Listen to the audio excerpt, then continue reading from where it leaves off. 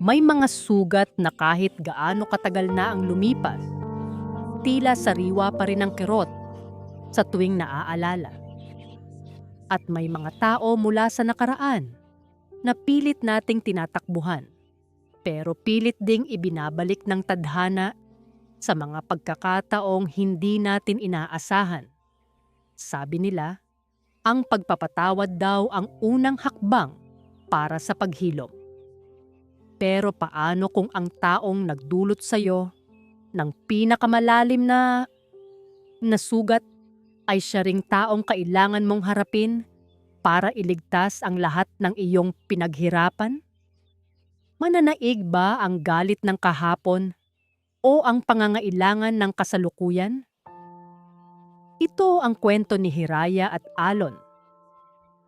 Samahan niyo akong tuklasin ang kanilang paglalakbay sa nobelang pinamagatang Ang Pangalawang Pagkakataon. Ang tunog ng kanyang mga takong sa makintab na sahig ng Kaidag Global Ventures ay tila isang martilyong pumupukpok ng awtoridad. Bawat hakbang ni Hiraya Alcantara ay may bigat, may diin, may layunin. Sa kanyang suot na itim na business suit at ang mamahaling leather portfolio na mahigpit niyang tangan, siya ang larawan ng tagumpay. Isang babaeng binuo ang kanyang sarili mula sa abo ng isang masakit na nakaraan. Kilala siya sa mundo ng pananalapi bilang ang Ice Queen. Walang emosyon, walang personalan. Numero lang ang tinitingnan niya. At ang resulta lang ang mahalaga. At ngayon ang kanyang misyon, suriin ang isang kumpanyang nalulugi, ang Sinagtala Innovations, at magbigay ng rekomendasyon kung ito ba ay dapat pang iligtas o tuluyan ng ibaon sa limot. Isang simpleng trabaho, isang araw lang dapat sa kanyang abalang schedule. Binuksan ng kanyang assistant ang mabigat na pinto ng conference room. Pumasok si Hiraya.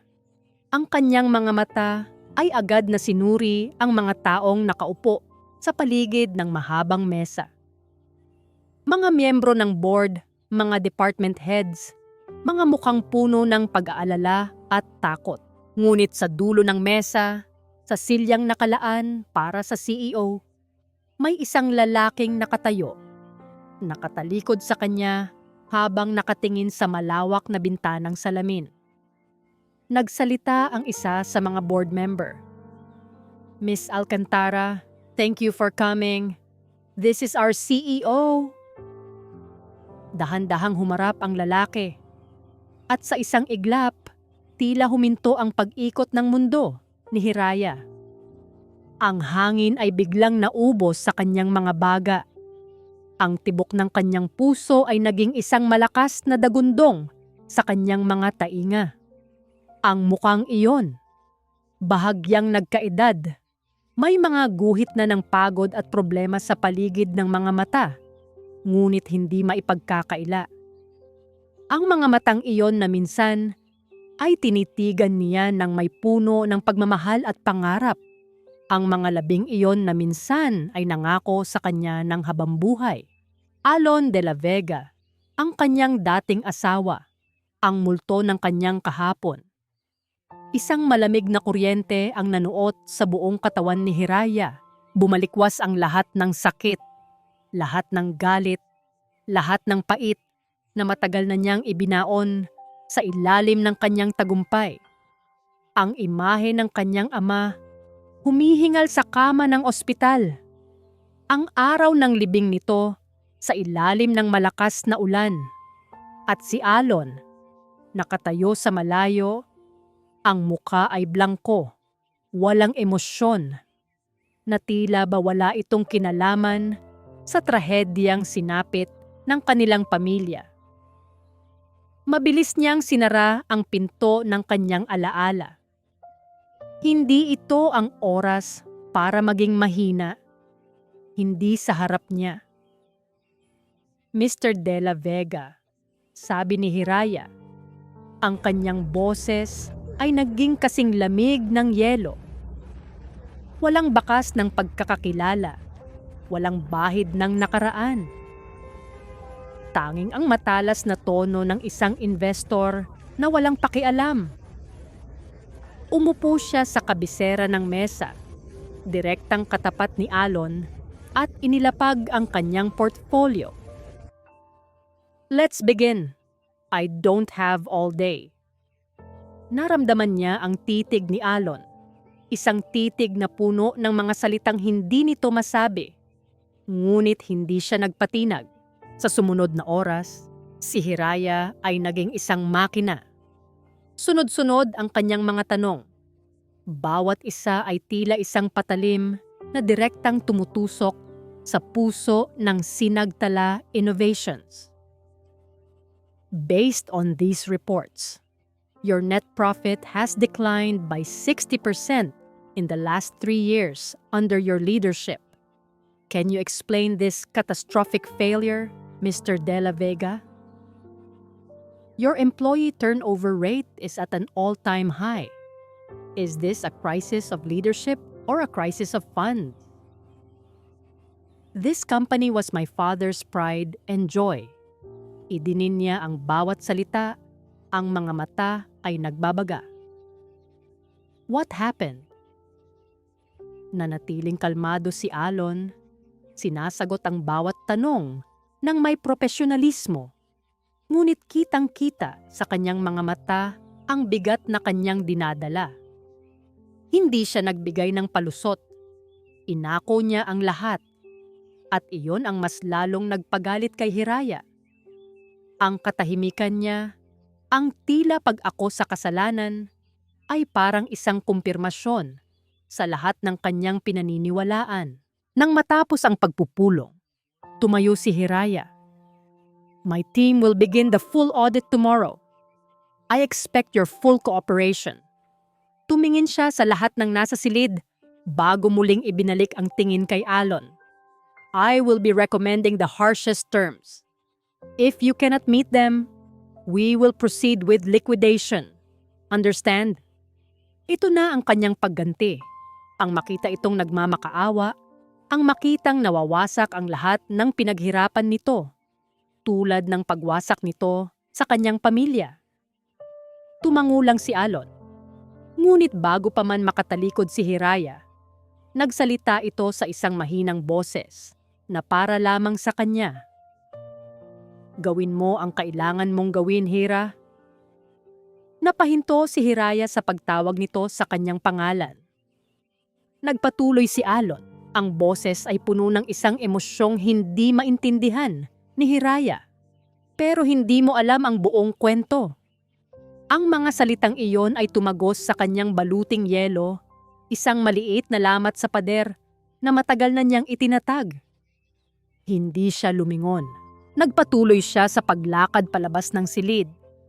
Ang tunog ng kanyang mga takong ay mas mabilis, patmarahas, na tila ba mayroon siyang tinatakasan. Kinabukasan, ang buong team ni Hiraya ay tila isang batalyon ng mga sundalong sumakop sa punong tanggapan ng Sinagtala Innovations. Bawat sulok ay sinuri, bawat dokumento ay hinalungkat, bawat numero ay piniga para sa katotohanan. Si Hiraya mismo ang namuno, ang kanyang presensya ay nagdudulot ng takot at tensyon sa mga empleyado ng kumpanya. I want all the financial records from the last 5 years on my desk. Now, utos niya sa kanyang assistant, hindi inaalis ang tingin sa laptop. Sa gitna ng kanyang pagtatrabaho, isang anino ang tumabon sa kanyang mesa. Pag-angat niya ng tingin, nakita niya si Dante Salazar, ang kanyang karibal sa kaida, na nakangisi na tila isang ahas. Working hard, Hiraya? Tanong ni Dante. Ang boses ay puno ng sarkasmo. Or hardly working? Baka naman masyado kang nagiging sentimental. I don't do sentiments, Dante. I do results. Malamig na tugon ni Hiraya. And what are you doing here? This is my project. Just checking in, sabi ni Dante. Habang kunwari ay pinupulot ang isang folder sa mesa. The board is watching, you know. They're worried about a potential conflict of interest. Mahirap na. Baka lumambot ang puso mo para sa dating asawa mo. Naramdaman ni Hiraya ang pag-init ng kanyang pisngi. My personal life has nothing to do with my professional decisions. Now if you'll excuse me, I have a company to dissect. Umalis-isitan si Dante na may mapanuyang ngiti. Ngunit naiwan kay Hiraya ang bigat ng kanyang mga salita. Alam niyang bawat kilos niya ay inoobserbahan. Isang maling hakbang lang. At hindi lang ang deal na ito ang mawawala, kundi pati na rin ang reputasyong matagal niyang iningatan. Para iwasan ang mga matang mapanuri, nagpasya siyang personal na puntahan ang lumang opisina ng kanyang ama. Ang opisina na ngayon ay kay Alon na. Kailangan niyang makita ang mga orihinal na hard copy ng mga kontrata. Pagpasok niya sa silid, isang pamilyar na amoy ang sumalubong sa kanya. Amoy ng lumang libro at kape. Ang amoy ng kanyang ama. Halos hindi nagbago ang ayos ng kwarto. Ang mga libro sa estante, ang mabigat na mesang gawa sa nara. Ngunit isang bagay ang nakaagaw ng kanyang pansin. Sa ibabaw ng mesa ni Alon, sa gitna ng mga tambak na papeles, nakatayo roon ang isang lumang litrato. Ito ay litrato ng kanyang pamilya. Siya, ang kanyang ina, at ang kanyang ama. Noong mga panahong masaya pa sila. Bago pa dumating si Alon sa buhay niya, bago pa gumuho ang lahat.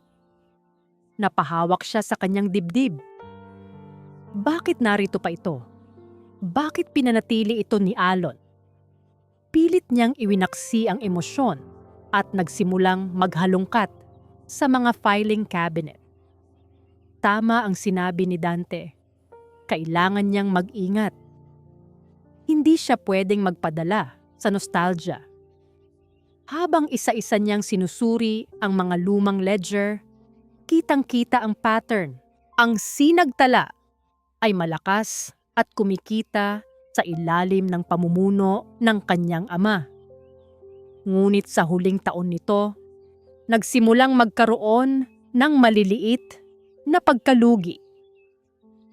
At nang pumasok si Alon bilang CEO matapos ang biglaang pagkamatay ng kanyang ama, doon na nagsimula ang tuloy-tuloy na pagbagsak. Ang mga numero ay hindi nagsisinungaling. Si Alon ang may kasalanan. I knew it. Bulong niya sa sarili, isang mapait na kasiyahan ang gumuhit sa kanyang mukha. May ebidensya na siya. Ngunit nang akma na niyang isasara ang isang lumang libro ng accounting mula sa huling 6 na buwan ng kanyang ama, isang entry ang pumukaw sa kanyang atensyon. Isang malaking cash withdrawal na may nakasulat na Special Project, Confidential. Walang resibo, walang kalakip na dokumento, walang paliwanag. Tila isang multo sa perpektong listahan. Maliit na bagay lang ito kumpara sa kabuuang pondo ng kumpanya noon. Kaya marahil ay nakalusot sa mga auditor. Ngunit para kay Hiraya, na sinanay na makita ang mga detalye, ito ay isang pulang bandila. Hindi ito ang paraan ng pagtatrabaho ng kanyang ama. Ang kanyang ama ay metikuloso. Bawat sentimo ay dapat may katapat na dokumento. Bakit may ganito? Biglang bumukas ang pinto. Pumasok si Alon. May dalang 2 tasa ng kape. Natigilan ito nang makita si Hiraya na hawak ang lumang ledger. "Nandyan ka pala," sabi ni Alon. Maingat na inilapag ang isang tasa sa mesa para sa kanya. Hindi ka pa ba napapagod? Hindi pinansin ni Hiraya ang kape. Itinuro niya ang entry sa libro. What is this? This was during my father's time. An undocumented withdrawal of a huge amount. Saan napunta ang perang ito? Tumingin si Alon sa ledger at sa isang saglit, nakita ni Hiraya ang pagbabago sa ekspresyon nito. Isang bahid ng pagkagulat na agad ding napalitan ng pamilyar na blangkong mukha. Matagal na yan, Hira. It's irrelevant to the current situation. Sagot nito, pilit na isinasara ang libro. Ngunit hinawakan ni Hiraya ang libro. Hindi ito binitawan. Everything is relevant. Kung may isang butas dito, baka may iba pa. Sabihin mo sa akin, Alon, ano ito? Nagkatitigan sila. Ang tensyon sa pagitan nila ay halos pwedeng hiwain ng kutsilyo. Ang libro ng accounting ay nasa gitna nila. Isang pisikal na representasyon ng mga lihim na kabaon sa kanilang nakaraan. May mga bagay na mas mabuting hindi na hinuhukay. Mahinang sabi ni Alon, ang kanyang mga mata ay nagmamakaawa. Ngunit para kay Hiraya, iyon ay isang hamon. Isang senyales na may itinatago ito. Binitawan niya ang libro at kinuha ang kanyang telepono. Sa harap mismo ni Alon, tinawagan niya ang kanyang pinagkakatiwalaang financial investigator. Mark, it's me. Sabi niya, ang boses ay matigas at walang alinlangan. I need a deep dive. Focus on all transactions made in the last 6 months of my father's term as CEO. I want to know where every single centavo went. I don't care how deep you have to dig. I want answers. Ibinalik niya ang tingin kay Alon, na nakatayo lang doon, talunan. Nakita niya ang pagod sa mga mata nito, ngunit ang nakita niyang iyon ay hindi simpatiya, kundi kumpirmasyon. May itinatago ito, at malalaman niya kung ano iyon. Iniwan ni Alon si Hiraya sa opisina. Ang mga matatalim nitong salita ay tila mga aninong sumusunod sa kanya.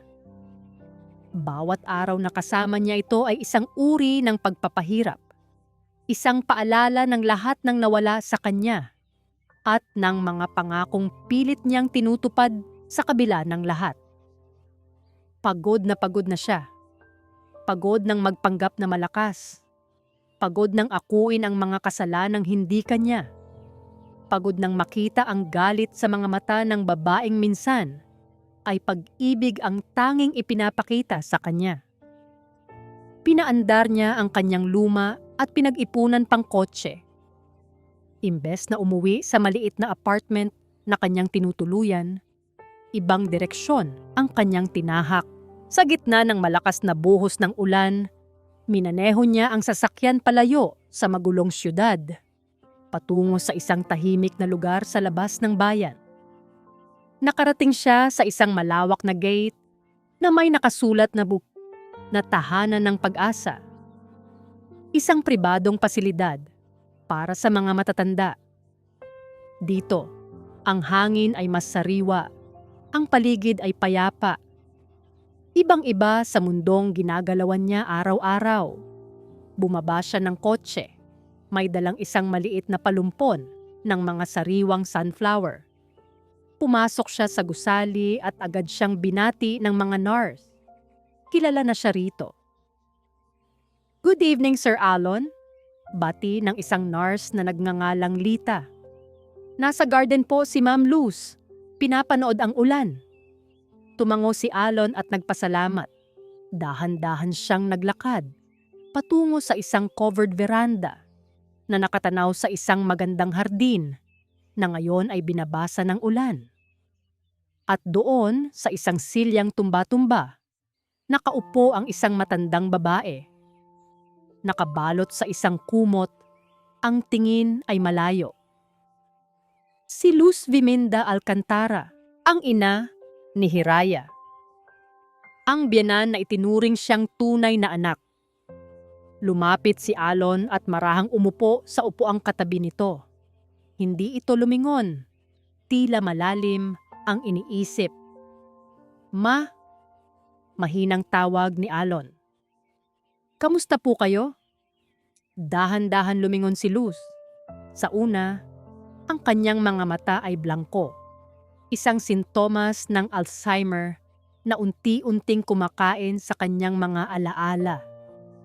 Ngunit nang makita nito ang mga sunflowers sa kamay ni Alon, isang kislap ang lumitaw sa kanyang mga mata. "Ang paborito kong bulaklak," sabi nito. Ang boses ay mahina. Kinuha niya ang mga bulaklak at inamoy. "Salamat, anak." Tumagos sa puso ni Alon ang salitang "tang anak." Sa mga araw na tulad nito, kung saan malinaw ang isip ni Luz, kahit sandali lang, pakiramdam niya ay nababawasan ang lahat ng kanyang pagod. "Walang anuman po, Ma. Gusto ko lang po kayong makita," sabi ni Alon, habang inaayos ang kumot sa mga balikat nito. "Si Hiraya, kamusta na ang anak ko, Nana?" tanong ni Luz. Ang tingin ay bumalik sa malakas na ulan. Matagal na siyang hindi dumadalaw. "Galit pa rin ba siya sa'yo?" Napalunok si Alon. "Hindi po, Ma. Busy lang po talaga siya.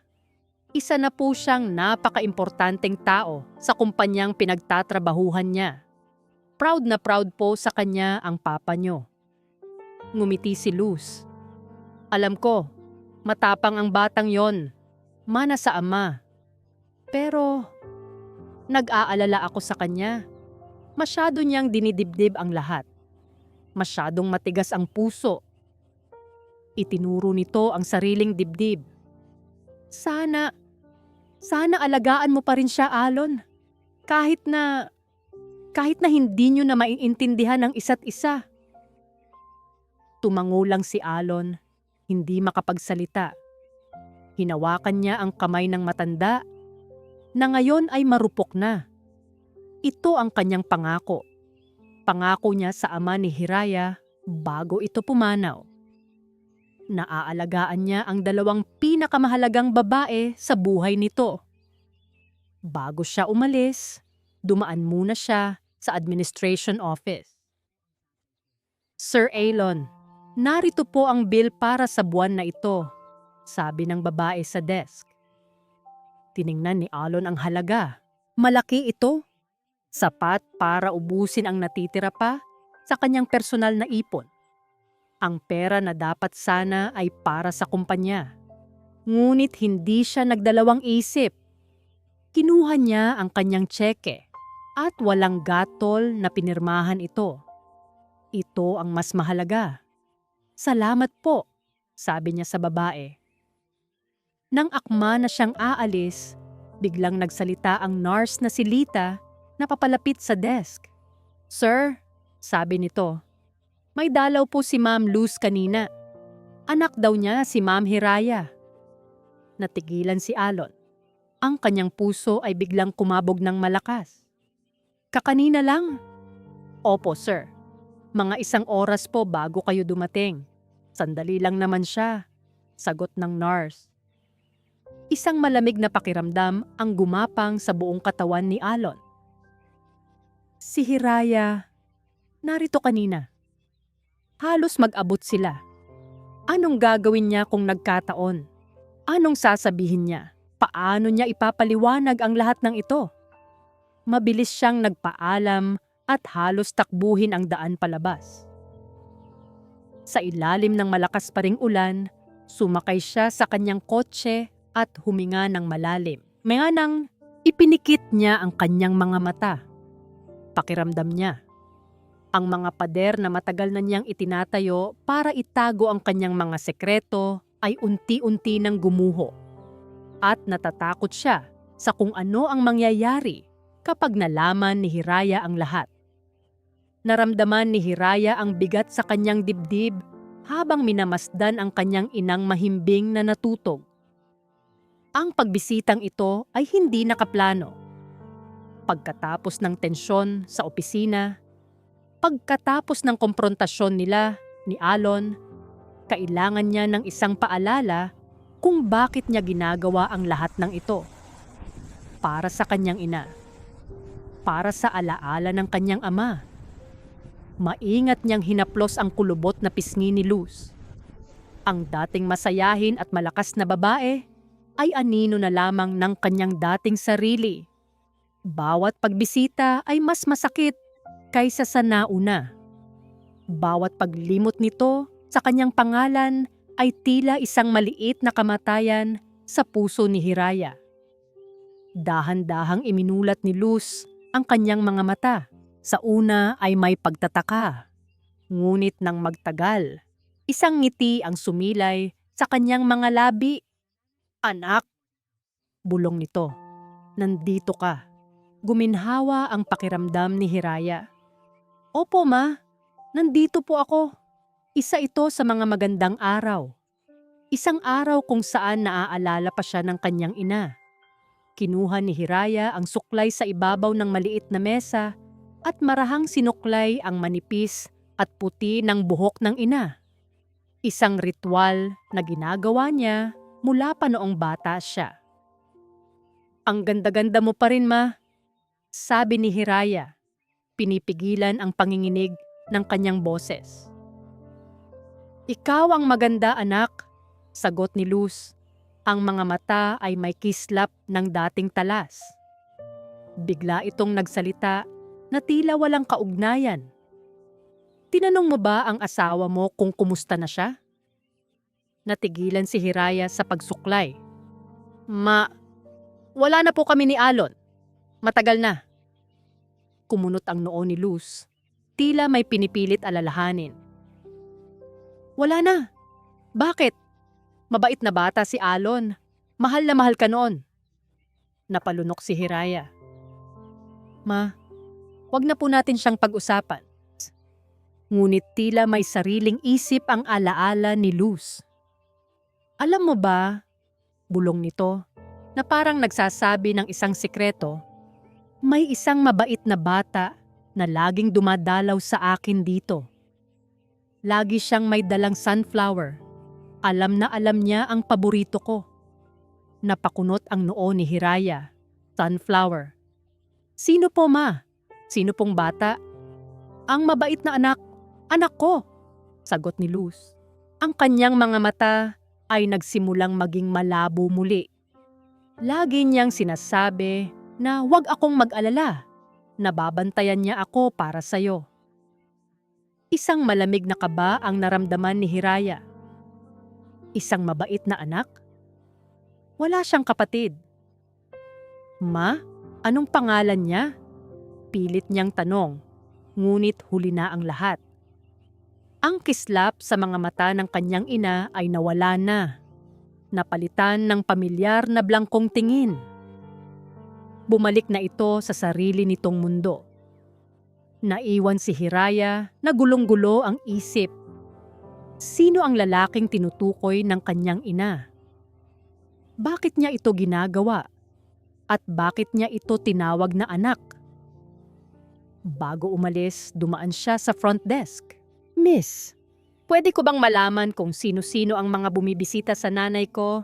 Si Luz Viminda Alcantara?" "Ay ma'am, confidential po ang aming visitor's log," magalang na sagot ng receptionist. "Kailangan po ng formal request. Ako ang nagbabayad ng lahat ng gastusin dito. I am her next of kin. I have the right to know," matigas na sabi ni Hiraya. Nag-aalangang tumingin ang receptionist sa kanyang computer. "Ma'am, sa records po namin, hindi po kayo ang primary contact or ang nagbabayad ng bills." Para siyang binuhusan ng malamig na tubig. "Ano? Anong ibig mong sabihin? Mayroon akong automatic bank transfer buwan-buwan sa account ng tahanan ng Pag-asa. Opo, ma'am. Natatanggap po namin yon. Pero may isa pa pong account na nagbabayad at mas malaki po ang halaga. Siya po ang nakalista bilang primary benefactor. Hindi makapaniwala si Hiraya. Sino? Sino ang taong yan? Pasensya na po talaga, ma'am. Hindi ko po pwedeng sabihin. Ma'am, naman ini asti. Lumabas si Hiraya ng Vian Dung Lao. Ang kanyang isip ay mas magulo pa kaysa noong pumasok siya. May ibang nagbabayad para sa nanay niya? Isang misteryosong lalaki na nagdadala ng sunflower at itinuturing na anak ng kanyang ina? Habang naglalakad siya patungo sa kanyang sasakyan, ang mga salita ni Alon ay umaling-aungaw sa kanyang isipan. Hindi mo alam ang buong kwento. Posible kaya? Hindi. Imposible. Si Alon ang sumira sa kanila. Si Alon ang dahilan ng lahat. Pero bakit may isang maliit na boses sa kanyang isipan na nagsasabing baka may higit pa sa kanyang nalalaman? Kinuha niya ang kanyang telepono at tinawagan muli ang kanyang investigator. Mark, may idadagdag ako sa ipapa-research ko. I need you to get a copy of the visitor's log and the complete payment history for Luz Viminda Alcantara at Tahanan ng Pag-asa for the last 3 years. I don't care what you have to do. I need that information yesterday. Habang minamaneho niya ang sasakyan palayo, isang pakiramdam ang lumukob sa kanya. Isang pakiramdam na ang mga lihim na nakabaon sa papel ay simula pa lamang ng isang mas malalim at mas masakit na katotohanan. 2 araw na lang ang natitira bago ang deadline ni Hiraya. Ang buong Kaida Global Ventures ay puno ng bulungan.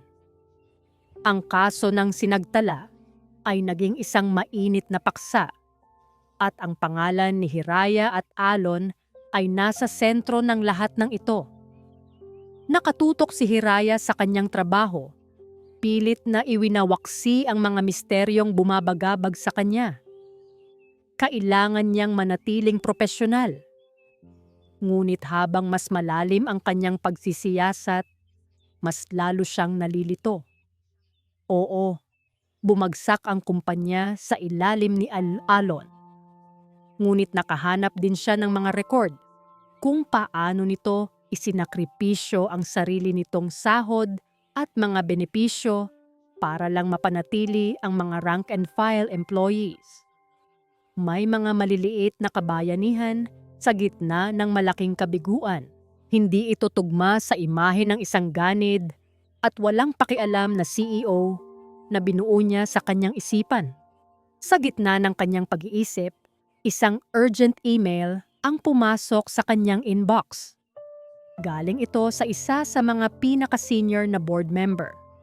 Ang subject, Grave Allegations, Sinagtala Innovations. Naramdaman ni Hiraya ang panlalamig ng kanyang mga kamay habang binubuksan ang email.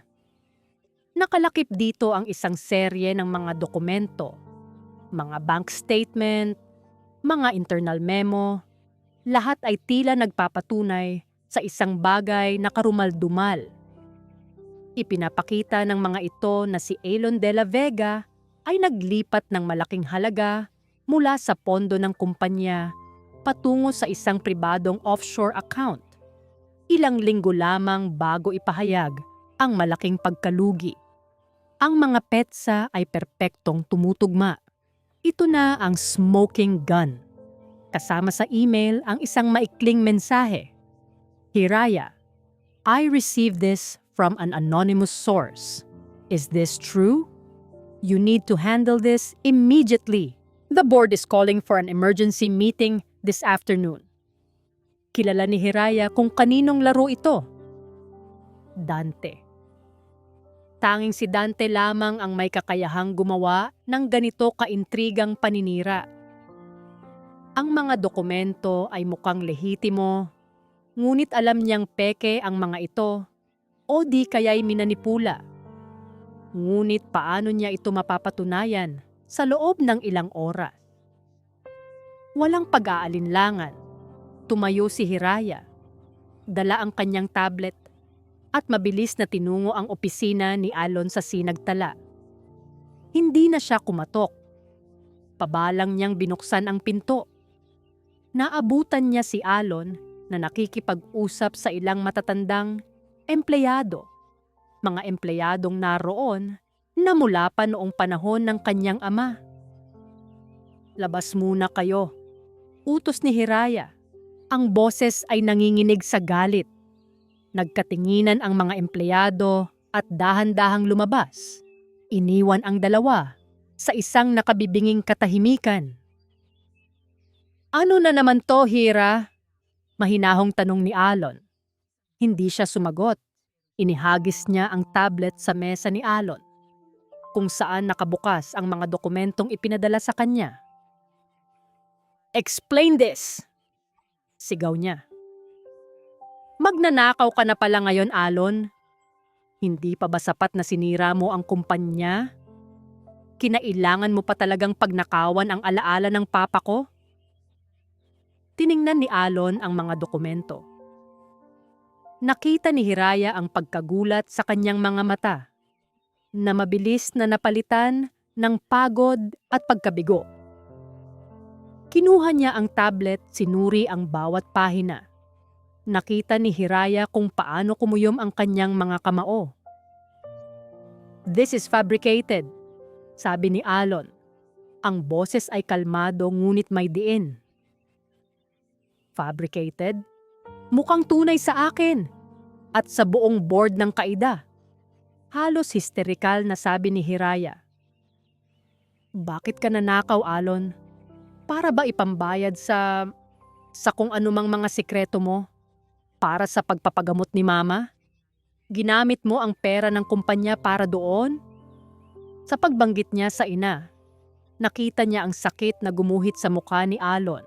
Tila nasaktan ito, hindi sa akusasyon ng pagnanakaw, kundi sa ideyang gagamitin niya ang ina nito laban sa kanya. "Huwag mong isali dito ang mama mo," mariing sabi ni Alon. Ang boses ay biglang naging malamig. "Bakit? Dahil totoo? Ito na ba yon, Alon? Ang buong kwento na sinasabi mo, na isa ka palang martir na magnanakaw?" Hindi na tumingin si Alon sa kanya. Itinuon nito ang pansin sa bintana, sa syudad sa labas. At sa sandaling iyon, sumuko ito. Pagod na siyang lumaban. Pagod na siyang magpaliwanag sa taong ayaw namang maniwala. Kung iyan ang gusto mong paniwalaan, Hira, mahinang sabi nito, ang boses ay basag. "O mabuntong, wala na akong magagawa." Ang mga salitang iyon, ang tila pagsuko, ang tila pag-amin, ang siyang tuluyang dumurog sa anumang natitirang pag-asa sa puso ni Hiraya. Tama siya. Tama siya sa simula pa lang. Lahat ng kanyang pagdududa, lahat ng kanyang galit ay may basehan. Si Alon de la Vega ay isang manloloko. Tumalikod siya. Hindi na makatingin pa sa mukha nito. Habang naglalakad siya palabas, narinig niya ang mahinang tunog ng isang bagay na nabasag.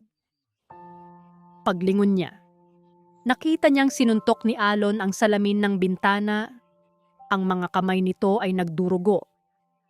Ngunit hindi na niya ito pinansin. Dumiretso siya sa kanyang kotse at tinawagan ang kanyang boss. "Sir," sabi niya. Ang boses ay walang emosyon. Patay. "I've made my decision." May sandaling katahimikan sa kabilang linya. "And I will recommend a full liquidation of Sinagtala Innovations. I'm writing the report now. You will have it within the hour." Bago pa man makasagot ang kanyang boss, ibinabanan niya ang tawag. Natapos na. Ito na ang katapusan. Ngunit habang sinisimulan niyang i-type ang ulat, natatapos sa lahat, Isang notifikasyon ang lumabas sa kanyang telepono. Galing ito kay Mark, ang kanyang investigator.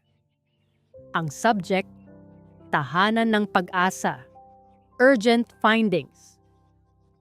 Ngunit hindi na niya ito pinansin. Isinantabi niya ang telepono. Huli na ang lahat para sa mga kasagutan. Nakagawa na siya ng desisyon.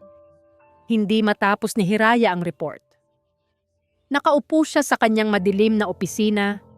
Ang tanging liwanag ay nagmumula sa kanyang laptop screen. Ang mga salitang recommendation for liquidation ay tila ng uyam sa kanya. Bawat letra ay parang isang pako na ibinabaon sa kabaong ng sinagtala, sa kabaong ng alaala ng kanyang ama, at sa kabaong ng kung anumang natitira pa sa pinagsamahan nila ni Alon. Hindi niya maintindihan ang sarili. Dapat ay masaya siya. Ito na ang hustisya. Ito na ang kanyang pagganti. Pero bakit pakiramdam niya ay siya ang talunan? Bakit ang bigat-bigat ng kanyang dibdib? Ang imahe ni Alon na duguan ng kamay ay pilit na bumabalik sa kanyang isipan. Ang sakit sa mga mata nito. Hindi iyon mata ng isang taong nagkasala. Iyon ay mata ng isang taong sumuko na. Hindi na niya natiis. Kinuha niya ang kanyang telepono. Ang email mula kay Mark ay naroon pa rin. Hindi pa nabubuksan.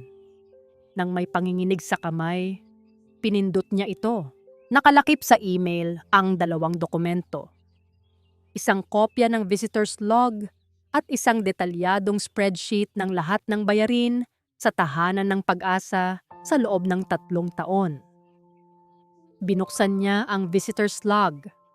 Ang pangalan niya ay naroon, minsan sa 1 buwan, kung minsan ay mas madalang pa dahil sa kanyang trabaho.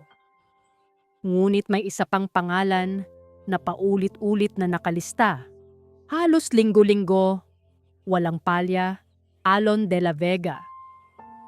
Nabitawan ni Hiraya ang kanyang telepono. Tumama ito sa sahig, ngunit hindi niya ininda. Ang kanyang mga mata ay nanatiling nakatitig sa screen. 3 taon. Sa loob ng 3 taon, linggo-linggo itong dumadalaw, habang siya, ang tunay na anak, ay abala sa pagpapayaman at paglimot. Mabilis niyang dinampot ang telepono at binuksan ang 2 dokumento, ang payment history.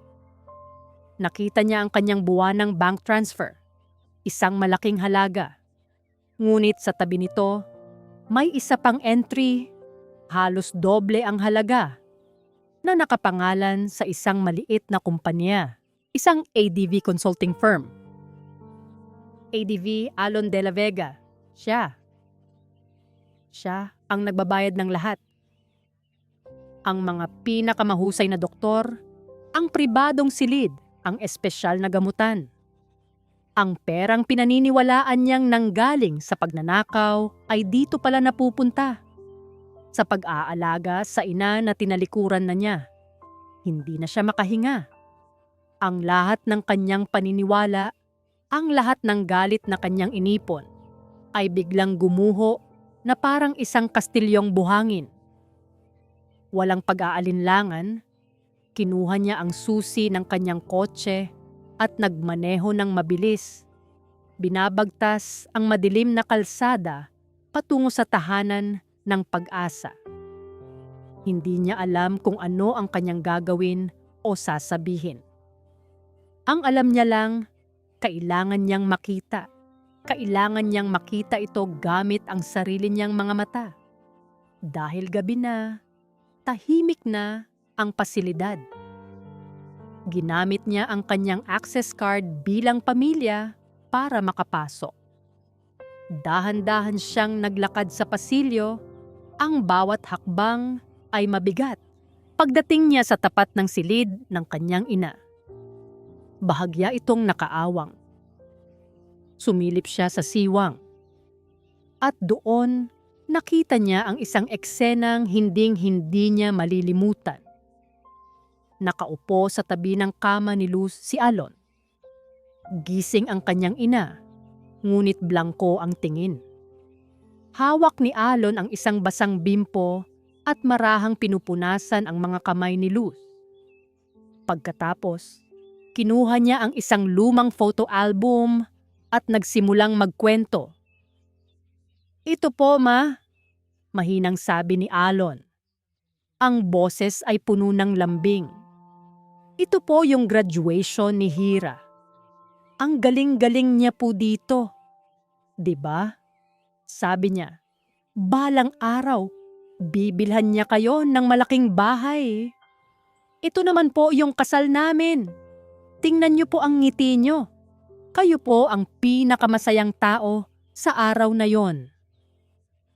Bawat salita ni Alon ay tila isang suntok sa sikmura ni Hiraya. Siya dapat ang gumagawa nito.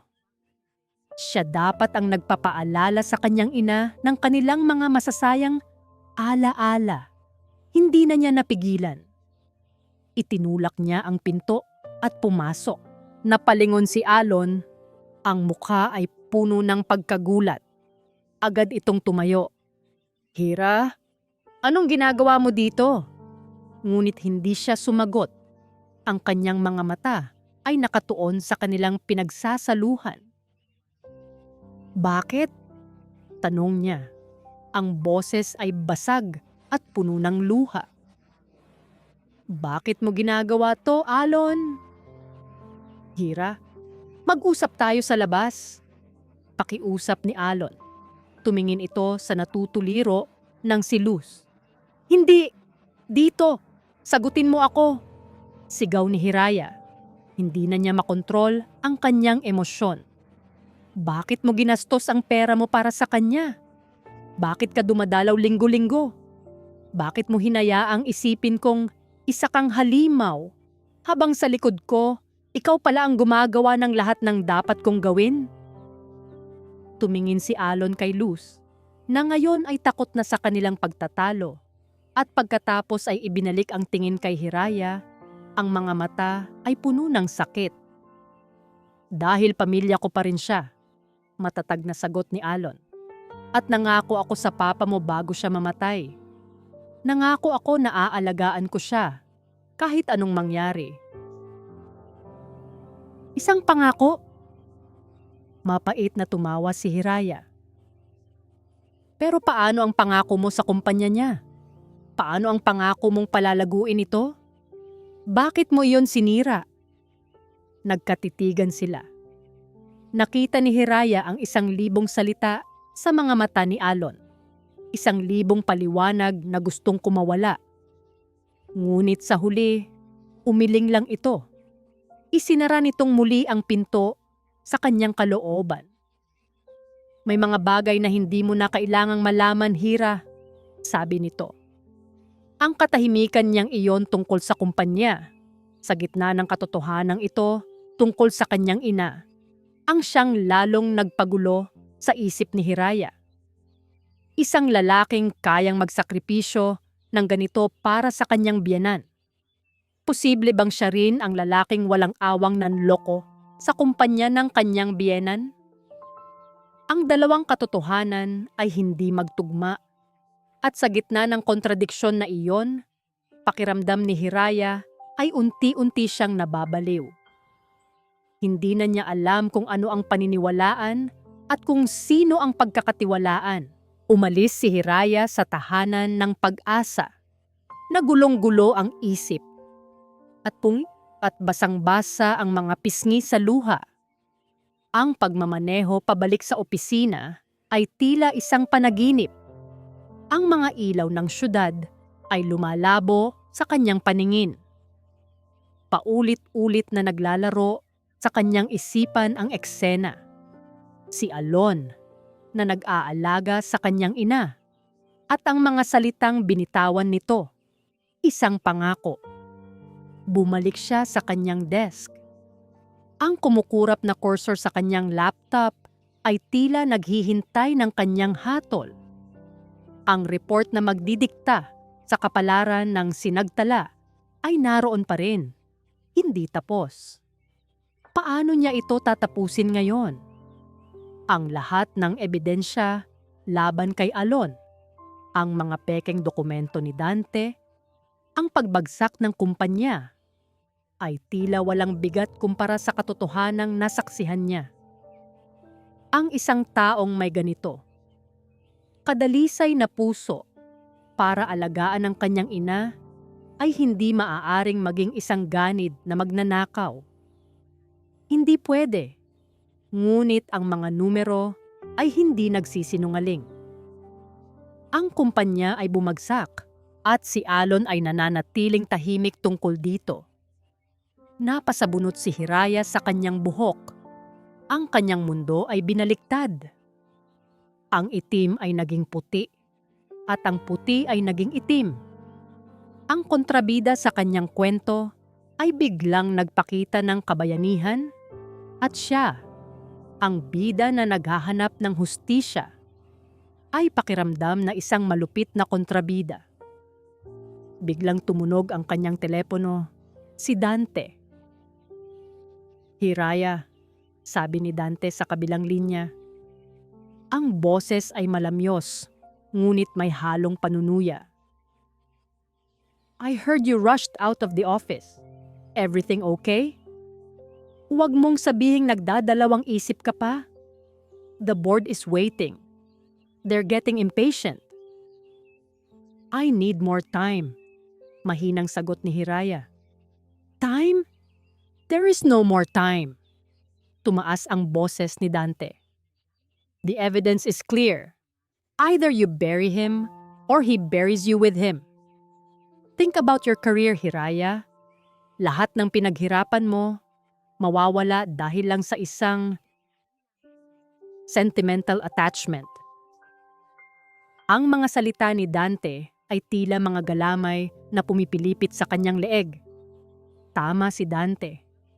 Kung babawiin niya ang kanyang salita ngayon, kung ipagtatanggol niya si Alon nang walang matibay na ebidensya, siya ang magmumukhang tanga.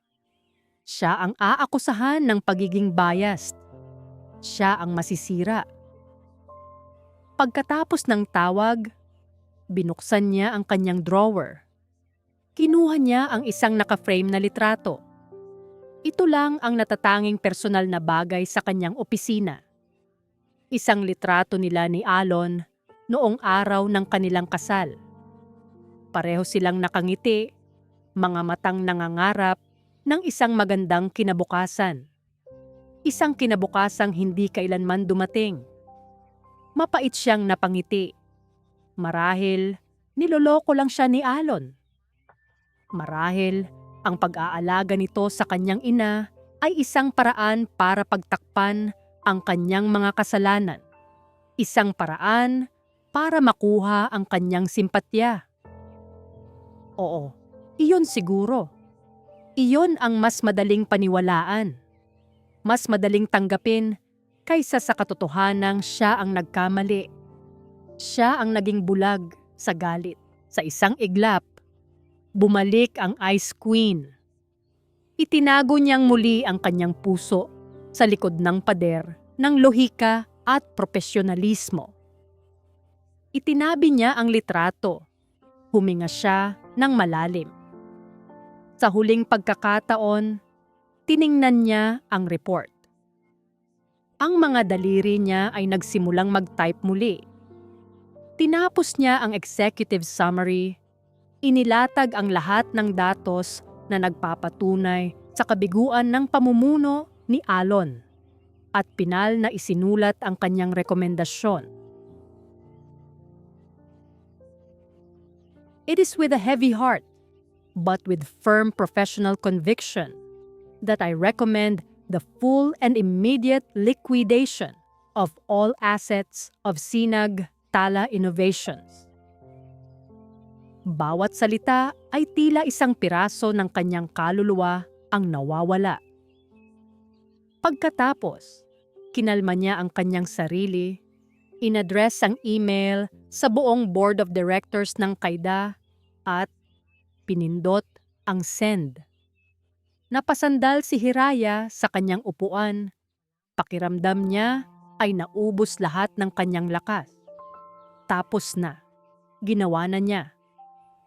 Ngunit sa halip na gumaan ang kanyang pakiramdam, lalo itong bumigat. Pakiramdam niya ay may pinatay siya. Biglang nag-vibrate ang kanyang telepono. Isang text message mula sa numerong hindi niya inaasahan. Mula kay Alon. Binuksan niya ito. May flight ako papuntang Cebu bukas ng umaga para sa isang huling pag-asa. May investor doon na baka sakaling makatulong. Kailangan kitang makausap bago ang lahat. Bago tuluyang maging huli ang lahat. Kasunod ng mensahe ay ang flight details. Flight 5J563.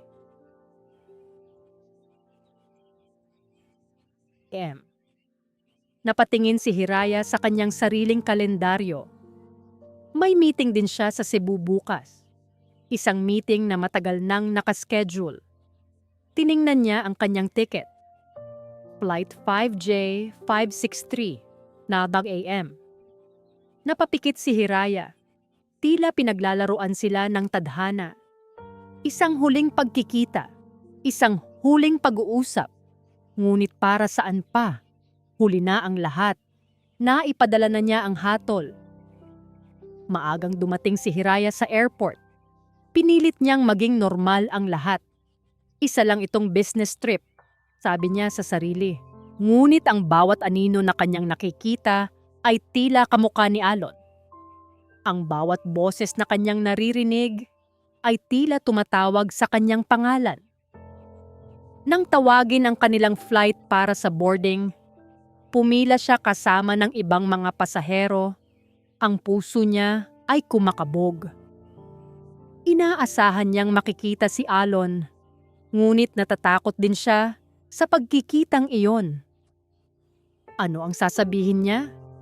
Na pagkatapos ng kanyang mensahe, ay ipinadala niya ang hatol na tatapos sa lahat ng pag-asa nito. Habang naglalakad siya sa aisle ng eroplano para hanapin ang kanyang upuan, 14 Ibon, natigilan siya.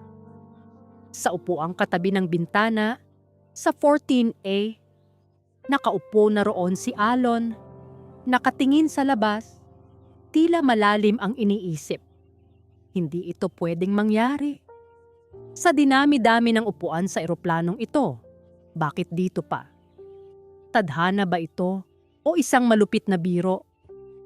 Dahan-dahan siyang lumapit. Naramdaman ni Alon ang kanyang presensya at lumingon ito. Nagtama ang kanilang mga mata. Walang pagkagulat sa mukha ni Alon. Tanging isang malungkot na pagtanggap. Hira! Sabi lang nito. Walang imik na umupo si Hiraya sa kanyang silya. Isang espasyo na kasing liit ng isang armrest lang ang naghihiwalay sa kanila. Ngunit pakiramdam niya ay isang karagatan ng sakit at hindi pagkakaunawaan ang nasa kanilang pagitan. Nagsimula ang safety demonstration. Umandar ang eroplano, ngunit ang dalawa ay nanatiling tahimik. Ang hangin sa pagitan nila ay mabigat. Puno ng mga salitang hindi masabi. Nang nasa himpapawid na sila, hindi na natiis ni Alon. Salamat sa pagpunta, mahinang sabi nito. Sapat lang para marinig niya. Hindi lumingon si Hiraya. Nandito ako para sa sarili kong meeting, Alon. Hindi para sa'yo. Nasaktan si Alon sa sinabi niya, ngunit hindi ito nagpatinag. Kahit na, kailangan mo pa ring malaman. Huminga ito ng malalim. Hira, tungkol sa papa mo. Biglang lumingon si Hiraya. Ang mga mata ay nagbabaga. Huwag na huwag mong babanggitin ang pangalan ng papa ko, Alon. Wala ka ng karapatan. Pero may kinalaman siya dito, git ni Alon. Ang pagbagsak ng sinagtala, nagsimula ito sa kanya. Sinungaling! Pabulong na sigaw ni Hiraya. Nanginginig ang boses. How dare you blame a dead man? How dare you tarnish his memory para lang iligtas ang sarili mo? Hindi ko siya sinisiraan, Hira. Pinoprotektahan ko. Wala na tayong dapat pag-usapan. Putol ni Hiraya. Isinaksak ang earphones sa kanyang tainga at nilakasan ang volume. Isang malinaw na senyales na tapos na ang usapan. Napasandal si Alon sa kanyang upuan. Talunan. Tumingin siyang muli sa labas ng bintana. Pinapanood ang mga ulap. Marahil ay tama si Hiraya. Marahil ay huli na talaga ang lahat. Biglang yumanig ng malakas ang buong eroplano. Ang mga gamit sa overhead bin ay nagsilaglagan. Nagtilian ang mga pasahero. Ladies and gentlemen, this is your captain speaking. Umalingaw-ngaw ang boses ng piloto sa intercom. Halatang pilit na pinapakalma. We are experiencing severe turbulence. Please remain in your seats and fasten your seatbelts securely. Ngunit hindi iyon ordinaryong turbulence. Ang pagyanig ay mas lumalakas. Ang eroplano ay tila nawalan ng kontrol. Biglang bumulusok pababa bago muling umangat. Ang mga ilaw ay namatay sindi. Biglang bumagsak ang mga oxygen mask mula sa itaas. Ang sigawan ay naging isang kolektibong panalangin at pag-iyak. Ito na ba ang katapusan? Si Hiraya, ang babaeng laging may kontrol sa lahat ng bagay, ay hindi makagalaw. Ang kanyang buong katawan ay nanigas sa takot. Ang kanyang paghinga ay naging mabilis at mababaw. Ang lahat ng kanyang tagumpay, pera, at kapangyarihan ay walang silbi sa sandaling ito. Sa gitna ng kaguluhan, naramdaman niya ang isang mainit na kamay na humawak sa nanginginig niyang kamay. Si Alon. Hinila ni Alon ang oxygen mask at inilagay ito sa mukha ni Hiraya bago inilagay ang sarili niya. Ang mga mata ni Alon ay nakatitig sa kanya at sa kabila ng takot, mayroong isang kakaibang kalma roon. Isang kalmadong tila nagsasabing, "Nandito lang ako." Ang eroplano ay muling bumulusok. Ang pakiramdam ng pagbagsak ay nakakahilo. Napapikit si Hiraya. Hinahanda ang sarili sa pinakamasama. Sa dilim at kaguluhan, sa gitna ng mga sigawan at panalangin, inilapit ni Alon ang kanyang bibig sa tainga ni Hiraya. Ang kanyang hininga ay mainit at apurado. Kung ito na ang hukahuli, bulong ni Alon, ang boses ay nanginginig, ngunit desidido. Kailangan mong malaman ang totoo. Hindi ako ang sumira sa kumpanya. Pinoprotektahan lang kita. At ang alaala niya. Ang mga salitang iyon, binitawan sa bingit ng kamatayan, ay tumama kay Hiraya nang may bigat na hindi kayang tumbasan ng anumang dokumento o numero. Sa sandaling iyon, alam niyang nagsasabi ito ng totoo. Ang oras ay tila bumagal. Bawat segundo ay parang isang walang hanggan. Hawak pa rin ni Alon ang kamay ni Hiraya. Ang kanilang mga daliri ay magkahawak ng mahigpit na tila doon sila kumukuha ng lakas. Ang mga salita ni Alon ay nanunuot sa isipan ni Hiraya. Lumalaban sa takot na bumabalot sa kanya. Pinoprotektahan lang kita. Anong ibig mong sabihin? Nahihirapang tanong ni Hiraya sa likod ng oxygen mask. Ang kanyang boses ay halos hindi marinig sa gitna ng ingay. Inilapit muli ni Alon ang kanyang mukha. Wala nang oras para sa pag-aalinlangan. Wala nang puwang para sa mga lihim. Ang papa mo? Nagsimula si Alon. Ang boses ay mabilis at apurado, na tila hinahabol ang bawat natitirang sandali. Mahal na mahal ka niya, Hira. Higit pa sa buhay niya. Pero nagkamali siya. Isang malaking pagkakamali. Ikinuwento ni Alon ang lahat tungkol sa isang masamang investment na ipinasok ng ama ni Hiraya sa isang kumpanyang biglang nalugi. Para matakpan ang pagkalugi at maprotektahan ang reputasyon ng sinagtala, nagsimula itong mangutang sa mga maling tao. Mga loan shark na may malalaking interes. Nabaon siya sa utang, patuloy ni Alon. Hindi niya masabi sa'yo dahil ayaw niyang masira ang tingin mo sa kanya. Ako ang una niyang sinabihan. Humingi siya ng tulong sa akin. Nakinig si Hiraya. Ang mga mata ay nanlalaki sa hindi makapaniwalang pagkatuklas. Ang kanyang perpektong ama, nabaon sa utang? Noong una, sinubukan naming ayusin. Ginamit ko ang lahat ng ipon natin noon para bayaran ang ilan sa mga utang. Pero hindi sapat. Patuloy na lumalaki. Ang special project na nakita mo sa ledger, iyon ang perang kinuha niya para bayaran ang isang grupo.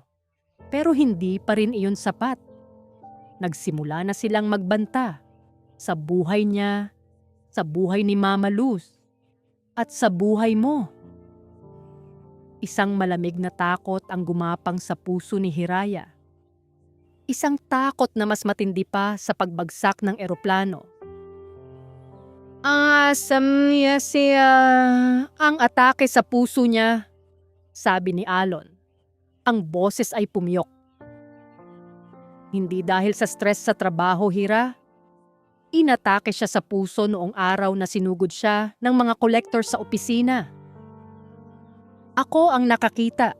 Ako ang nagdala sa kanya sa ospital.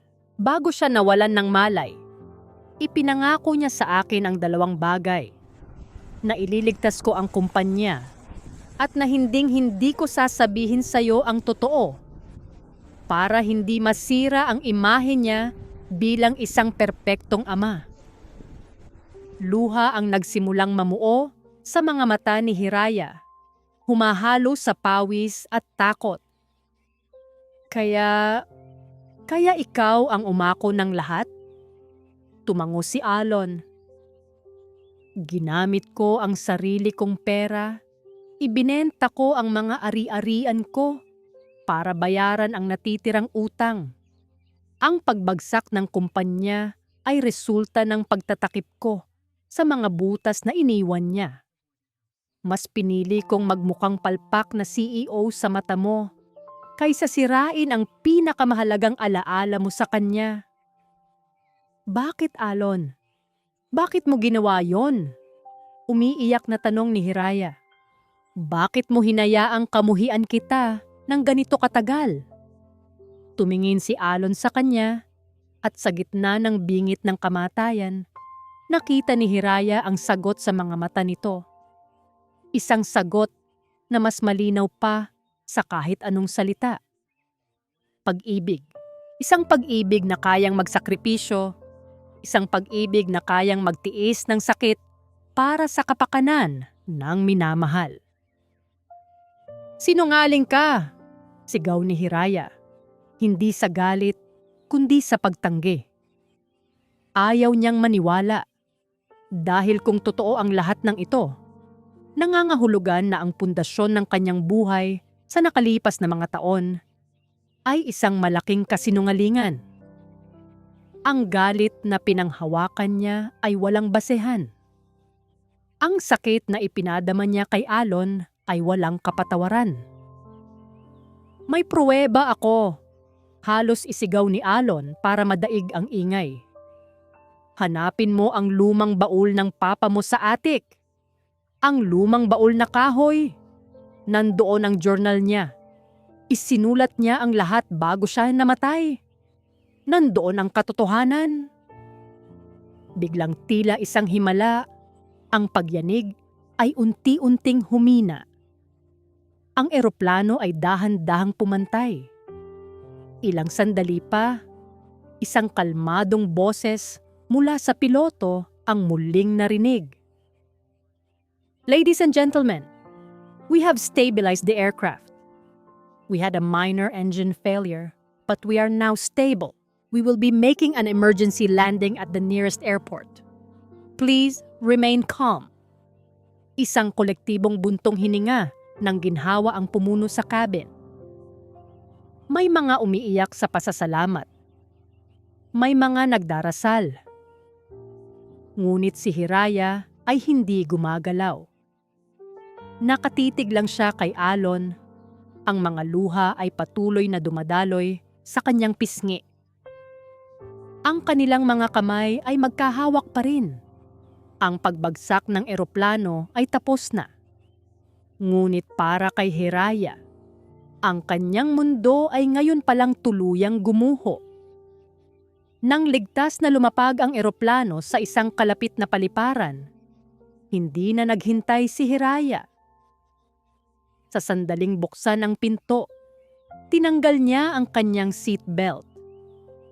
Hindi siya lumingon kay Alon. Hindi siya nagsalita. Halos takbuhin niya ang daan palabas ng airport. Sumakay siya sa unang taxi na kanyang nakita. "Saan po tayo, ma'am?" tanong ng driver. "Sa bahay," sabi ni Hiraya. Ang boses ay nanginginig. Ibinigay niya ang address ng luma nilang bahay. Ang bahay kung saan siya lumaki. Kailangan niyang malaman. Kailangan niyang makita ang journal. Kailangan niyang harapin ang katotohanan, gaano man ito kasakit. Ang amoy ng alikabok at lumang kahoy ang sumalubong kay Hiraya. Pagpasok niya sa bahay ng kanyang pagkabata. Ilang taon na rin siyang hindi nakakatapak dito. Ang mga muebles ay nababalutan ng puting tela. Mga multo ng isang masayang nakaraan. Hindi siya nag-aksaya ng panahon. Dumiretso siya sa hagdanan patungo sa attic, isang lugar na kinatatakutan niya noong bata pa siya, ngunit ngayon ay tila naglalaman ng kasagutan sa lahat ng kanyang katanungan. Madilim at maalinsangan sa itaas. Binuksan niya ang flashlight ng kanyang telepono. Ang sinag nito ay nagpapakita ng mga lumang gamit, mga kahon ng laruan, at mga piraso ng kanilang buhay na matagal nang nakatago. At sa isang sulok, sa ilalim ng isang bintanang bilog, naroon ito, ang lumang baul na gawa sa kahoy na nara. Ang baul ng kanyang ama, kung saan nito itinatago ang mga kayamanan nito. Nanginginig ang mga kamay ni Hiraya habang nilalapitan ito. Ang kandado ay kalawangin na, ngunit hindi ito nakasara. Marahan niyang itinaas ang mabigat na takip. Sa loob, naroon ang mga lumang papeles, mga titulo ng lupa, at mga luma niyang report card mula elementarya na may mga star at very good mula sa kanyang ama. Ngunit sa ilalim ng lahat ng iyon, may isang maliit, leather-bound na journal. Kinuha niya ito. Ang pabalat ay malambot na sa kalumaan. Binuksan niya ito sa mga huling pahina kung saan ang sulat kamay ng kanyang ama ay naging magulo at tila nanginginig. Ang mga salita ay tila mga punyal na tumusok sa kanyang puso. October 12. Hindi ko na kaya. Ang mga utang ay parang halimaw na lalamon sa akin. Nadadamay na ang sinagtala. Ang kumpanyang binuo ko para sa anak ko, ako rin ang sisira. Napakapalpak kong ama. October 15. Sinabi ko na kay Alon ang lahat. Hindi niya ako hinusgahan. Sa halip, nangako siyang tutulong. Nakikita ko sa mga mata niya ang pag-aalala. Hindi lang para sa akin, kundi para kay Hiraya. Tunay siyang mabuting tao. Higit pa sa nararapat para sa amin. At ang huling entry na isinulat ilang araw bago siya mamatay. October 20. Pinangako ko siya. Pinilit ko siyang mangako na kung anuman ang mangyari sa akin, hinding-hindi niya sasabihin kay Hiraya ang katotohanan. Ayokong makita ng anak ko ang ama niya bilang isang talunan. Hahayaan ko na lang na kamuhian niya ang mundo. Huwag lang ang alaala ko. Alon, anak, patawarin mo ako sa pabigat na iniiwan ko sa'yo. Alagaan mo ang aking mag-ina. Bagsak. Nabitiwan ni Hiraya ang journal. Ang kanyang mga tuhod ay nanghina at napaluhod siya sa maalikabok na sahig. Doon, sa gitna ng mga lumang alaala, humagulhol siya ng humagulhol. Umiyak siya para sa kanyang ama, para sa bigat na dinala nito ng mag-isa. Umiyak siya para kay Alon, para sa sakripisyo at sakit na tiniis nito sa loob ng maraming taon. At higit sa lahat, umiyak siya para sa kanyang sarili, para sa kanyang pagiging bulag, sa kanyang kayabangan, sa kanyang kalupitan. Ang galit na naging gasolina niya sa loob ng maraming taon ay biglang nawala. At ang naiwan ay isang malawak na karagatan ng pagsisisi. Siya ang kontrabida. Siya ang nanakit. Siya ang nagkamali. Sa gitna ng kanyang pag-iyak, biglang nagring ang kanyang telepono. Pinilit niyang sagutin ito. Ang kanyang assistant na si Rina. "Ma'am!" Sigaw ni Rina sa kabilang linya. Ang boses ay puno ng pag-aalala. "Ma'am, nasaan po kayo? The board moved up the meeting. Mr. Salazar has just pushed for an emergency vote to liquidate Sinagtala based on your report. It's happening in 1 hour." Natigilan si Hiraya. Ang kanyang pag-iyak ay biglang naputol, napalitan ng isang matalas na determinasyon. Isang oras. Tumayo siya, pinunasan ang kanyang mga luha. Ang babaeng nasasaktan at nagsisisi ay biglang nawala. Ang bumalik ay ang Ice Queen. Ngunit sa pagkakataong ito, ang kanyang lamig ay hindi na nagmumula sa galit, kundi sa isang malinaw at matatag na layunin. "Rina, listen to me very carefully," sabi ni Hiraya. Ang boses ay kalmado, ngunit may bigat na tila kayang magpatigil ng isang bagyo.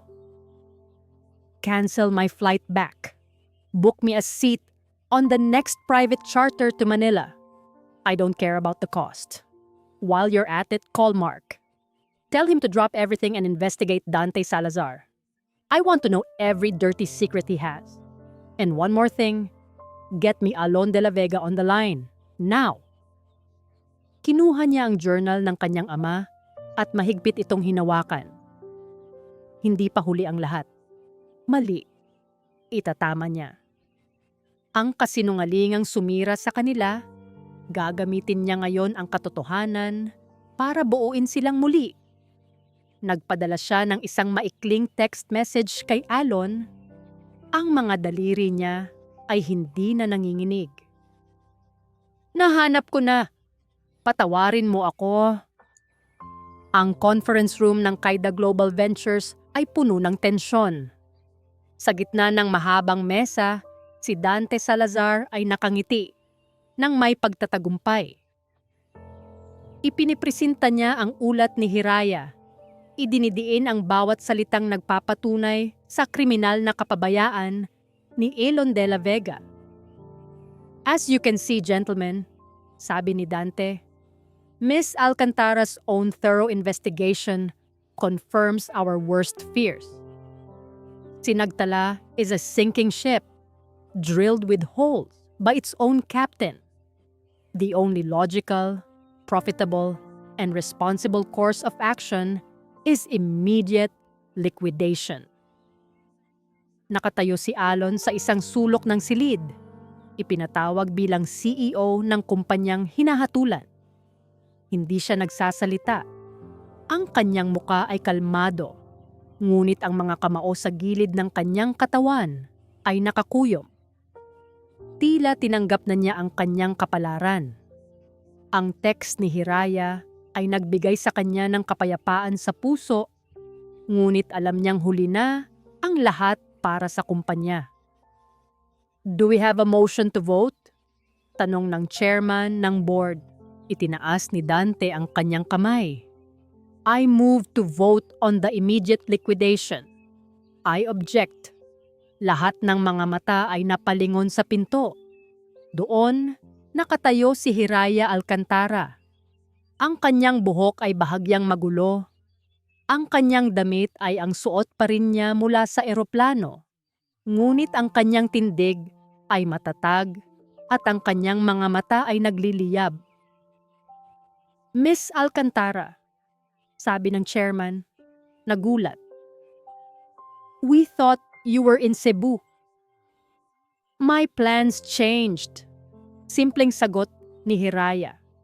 Habang naglalakad papasok sa silid, ang bawat hakbang niya ay may bigat. Tumigil siya sa tabi ni Alon. Sa unang pagkakataon, sa loob ng maraming taon, tumayo sila sa iisang panig. "The vote cannot proceed," sabi ni Hiraya, "because the report you are holding is wrong. I formally retract my recommendation." Isang alon ng bulungan ang pumuno sa silid. Si Dante ay natigilan, ang ngiti ay nawala sa kanyang muka. "What is this nonsense, Hiraya? Are you insane? You wrote that report yourself." "Yes, I did," pag-amin ni Hiraya. Tumingin siya sa buong board. "I wrote it based on incomplete data, manipulated evidence, and a personal bias that blinded me from the truth." Tumingin siya kay Alon, isang tingin ng paumanhin at pasasalamat. Pagkatapos ay ibinalik niya ang tingin sa board. "The truth is, Sinagtala Innovations is not a sinking ship. It is a ship that has weathered a storm you cannot even imagine. And its captain, Mr. Alon de la Vega, did not drill holes in it. He was busy patching up the holes left by the previous captain, my father." Sa harap ng lahat, isinalaysay ni Hiraya ang totoong kwento. Hindi niya itinago ang mga pagkakamali ng kanyang ama. Inilatag niya ang lahat, ang masamang investment, ang mga utang, ang mga banta. At inilatag din niya ang sakripisyo ni Alon. "He sacrificed his reputation to protect my father's memory. He sacrificed his own finances to take care of my ailing mother. He absorbed years of my hatred in silence. Is this a man who would steal from his own company? Lies. She's emotionally compromised," sigaw ni Dante. "Am I?" tanong ni Hiraya. Isang malamig na ngiti ang sumilay sa kanyang labi. Itinaas niya ang kanyang tablet. "Or maybe you're the one who is lying, Mr. Salazar." Sa screen, ipinakita niya ang mga ebidensya na nakuha ni Mark sa loob lamang ng ilang oras. Isang email trail sa pagitan ni Dante at ng isang IT expert. Nagpaplano kung paano ipeke ang mga bank statement laban kay Alon. Isang record ng malaking bayad na pumasok sa account ng IT expert mula sa isang shell corporation na pag-aari ni Dante. "You didn't just manipulate evidence, Dante," sabi ni Hiraya. Ang boses ay matalas na tila isang patalim. "You committed fraud. And you did it all so you could acquire Sinagtala's valuable real estate assets for pennies on the dollar after liquidation." Namutla si Dante. Wala na siyang masabi. Hindi pa tapos si Hiraya. "I am retracting my old recommendation, and here is my new one." Sa isa pang tap sa kanyang tablet, isang bagong presentasyon ang lumabas sa malaking screen. Isang detalyadong plano para sa muling pagbangon ng Sinagtala. Isang plano para sa debt restructuring, capital infusion, at pag-rebrand. Lahat ay nakasentro sa teknolohiyang matagal nang dinevelop ni Alon na hindi nabigyan ng pondo. I am proposing that Kaida Global Ventures not liquidate Sinagtala, but instead invest in it under one condition, sabi ni Hiraya. Tumingin siya kay Alon. That Mr. Alon de la Vega remains as its CEO because this company does not need a new captain. It just needs a new map, a stronger sail, and a fair wind. And I believe, together, we can give him that. Natahimik ang buong silid. Lahat ay nakatingin kay Hiraya, sa kanyang tapang, sa kanyang talino. Pagkatapos ay tumingin sila kay Alon, na ngayon ay nakatingin kay Hiraya ng may paghanga at pag-ibig na hindi na nito kailangang itago. Ang chairman ng board ang unang bumasag sa katahimikan. Mr. Salazar, you are suspended, effective immediately, pending a full investigation. Security will escort you out. Pagkatapos, tumingin siya kay Hiraya. Miss Alcantara, your proposal is audacious. We will review it. Ngunit sa ngiti sa mukha ng chairman, alam na ni Hiraya ang sagot. Nailigtas niya ang kumpanya. Nailigtas niya ang pangalan ni Alon. At sa proseso, nagsimula siyang iligtas ang kanyang sarili. Nang matapos ang pulong at nagsialisan na ang lahat, tanging si Hiraya at Alon na lang ang naiwan sa malaking silid. Walang nagsalita sa simula. Nagtinginan lang sila. 1,000 emosyon ang dumadaloy sa kanilang mga mata. Hiraya, basag ang boses na sabi ni Alon. Ngumiti si Hiraya, isang tunay na ngiti sa unang pagkakataon sa loob ng maraming taon. May isa pa tayong kailangang puntahan. Hindi sila bumalik sa opisina. Hindi rin sila umuwi sa magulong syudad. Sa halip, nagmaneho si Alon patungo sa isang pamilyar na daan, palayo sa kabihasnan, patungo sa lugar kung saan nagsimula at nagtapos ang lahat. Bumalik sila sa Baryo Amihan. Ang maliit na baryo sa tabi ng dagat ay tila hindi nagbago. Ang mga puno ng niyog ay sumasayaw pa rin sa ihip ng hangin. Ang amoy ng alat ng dagat ay nanunuot pa rin sa hangin. Ang oras ay tila mas mabagal dito. Ipinark ni Alon ang kotse sa tabi ng isang maliit na burol na nakatanaw sa karagatan. Ito ang kanilang paboritong lugar. Dito sila unang nagsumpaan ng pag-ibig, sa ilalim ng isang malaking puno ng mangga. Bumaba sila ng kotse at sabay na naglakad. Walang nagsasalita. Hayaan nilang ang katahimikan at ang ganda ng paligid ang maghilom sa mga sugat na hindi kayang gamutin ng salita. Umupo sila sa ilalim ng puno, ang parehong puno. Pinanood nila pinanood nila ang paglubog ng araw, ang paghahalo ng kulay kahel, rosas at lila sa kalangitan. Si Hiraya ang unang bumasag sa katahimikan. Patawad, Alon, sabi niya. Ang boses ay mahina, ngunit puno ng sinseridad. Patawad sa mga taon ng galit. Patawad sa hindi ko pakikinig. Patawad sa lahat ng sakit na idinulot ko sa'yo. Tumingin si Alon sa kanya. Ang mga mata ay malambot at puno ng pag-unawa. Patawarin mo rin ako, Hira. Patawad dahil pinili kong manahimik. Akala ko, pinoprotektahan kita. Pero hinayaan ko lang pala na lumaki ang pader sa pagitan natin. Dapat ay mas naging matapang ako para sa ting dalawa. Hindi mo kasalanan, umiling si Hiraya. Iginagalang mo lang ang hiling ng papa. Pero ang hiling na iyon ang halos sumira sa atin. Isang mahabang katahimikan ang muling namagitan. Ngunit hindi na ito ang mabigat na katahimikan ng nakaraan. Ito ay isang katahimikang puno ng pagtanggap. "Ano na ang susunod?" tanong ni Hiraya. Tumingin si Alon sa papalubog na araw. "Hindi na natin kailangang balikan ang dati, Hira," sabi nito.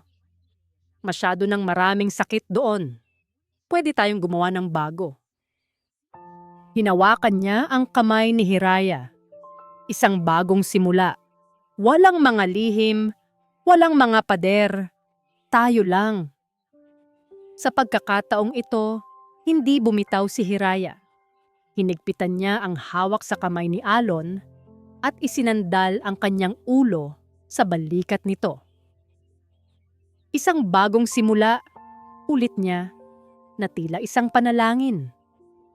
Kinabukasan, bago sila bumalik sa Maynila, may isa pa silang pinuntahan, ang maliit na sementeryo ng baryo.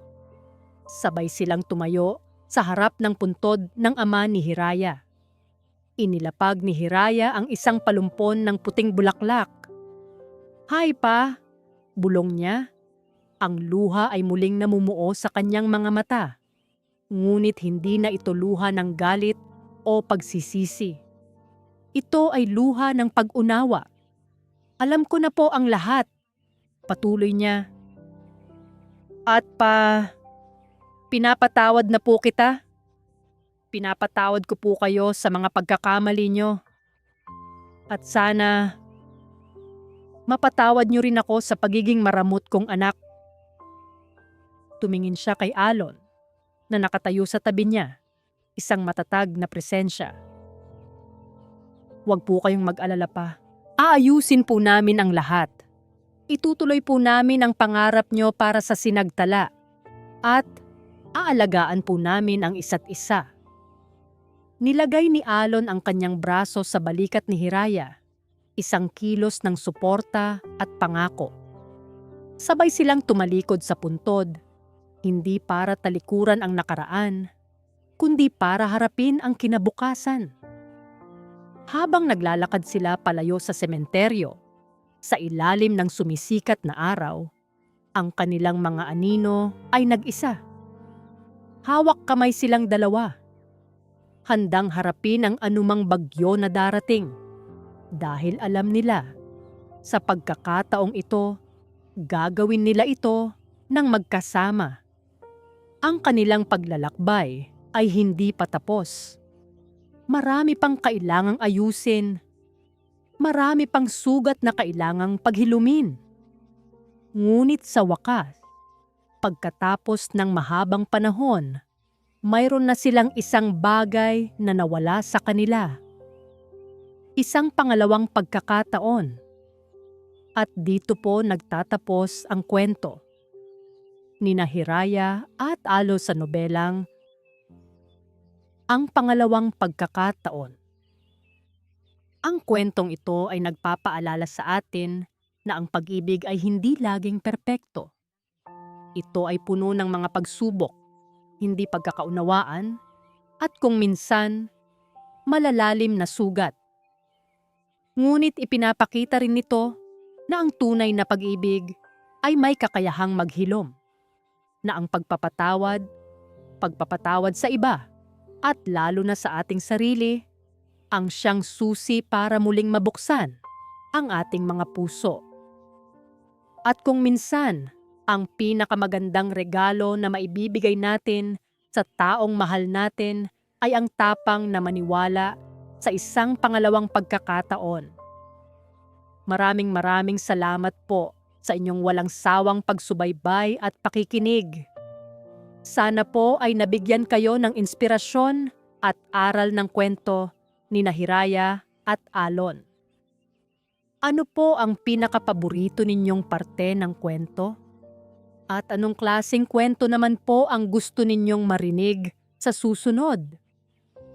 I-comment nyo lang po sa ibaba at sisikapin naming pagbigyan ang inyong mga hiling. Hindi dito nagtatapos ang ating paglalakbay. Marami pa pong kwentong kasing ganda at mas puno ng aral dito sa aming channel.